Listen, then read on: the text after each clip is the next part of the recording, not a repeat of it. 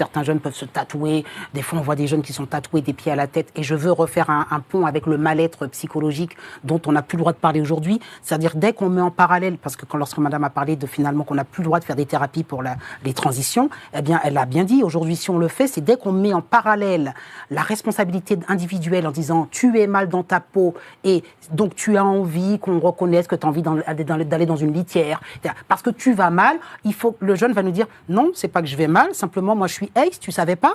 Alors, je vais te dire pourquoi je suis comme ça. Et il y a une catégorie qui explique, c'est toi qui ne me comprends pas, tu n'es pas woke, tu n'es pas ouvert à ma différence. Et c'est ça tout le problème aujourd'hui. On ne veut plus responsabiliser les jeunes par rapport à leurs troubles, les jeunes ou même les adultes. Bien sûr. Et donc, par exemple, moi, on me demande régulièrement de diagnostiquer des TDAH, un trouble du déficit d'attention avec hyperactivité. Ils sont tous TDAH, ils ne se posent pas la question pourquoi d'un seul coup, monsieur qui fait les chiffres aurait très bien pu, si vous enquêtez là-dessus, vous allez voir à quel point le nombre de diagnostics d'enfants TDAH a explosé. Derrière, pour vous rendre...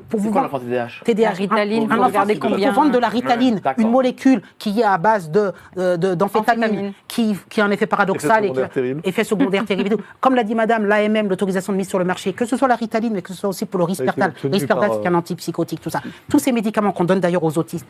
L'AMM a dit 6 mois maximum et en cas de gros troubles du comportement, aujourd'hui c'est donné comme des bonbons, enfin entre guillemets des petits sucres aux enfants. Pendant 3, 4, 5, 6 ans, 6, 7 ans, dès qu'un enfant bouge, on lui donne de la Ritaline. Mais sauf que moi en tant que clinicien, je démontre aux parents, quand on prend le temps, qu'il n'y a pas de TDAH derrière. Parce qu'un TDAH, vous savez ce que ça voudrait dire? À chaque fois, je le dis bien, TDAH, c'est un trouble qui serait neurodéveloppemental. Et c'est sur l'idée, comme avec le trouble autistique, alors il y a tout un débat, mais qu'on aurait un trouble neurodéveloppemental qui n'aurait rien à voir, qui ne serait pas psychogène, rien à voir avec l'environnement. Pour le TDAH, l'enfant serait né avec un dérèglement au niveau du système nerveux central qui ferait que cet enfant, il a une hyperactivité et il n'arrive pas à se concentrer, c'est dans sa tête. Et comme on est dans l'ère de la neuroatypicité, de la neurodifférence, comme le HPI, les personnes qui vont mal dans leur peau, moi j'en ai plein qui sont avec des troubles, ils disent je vais mal, mais en fait c'est parce que je suis HPI, et en fait si je suis HPI, mais tu sais, ou HPE, alors celui-là il me fait encore plus sourire. Pourquoi HPE c'est encore émotionnel.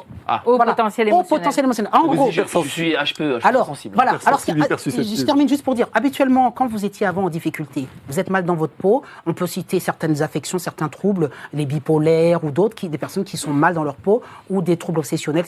Qu'est-ce qu'on disait? On allait voir le psy, on se remettait en question, on disait j'ai des problèmes pour gérer mes émotions. Le psy vous disait bon, voilà, en société.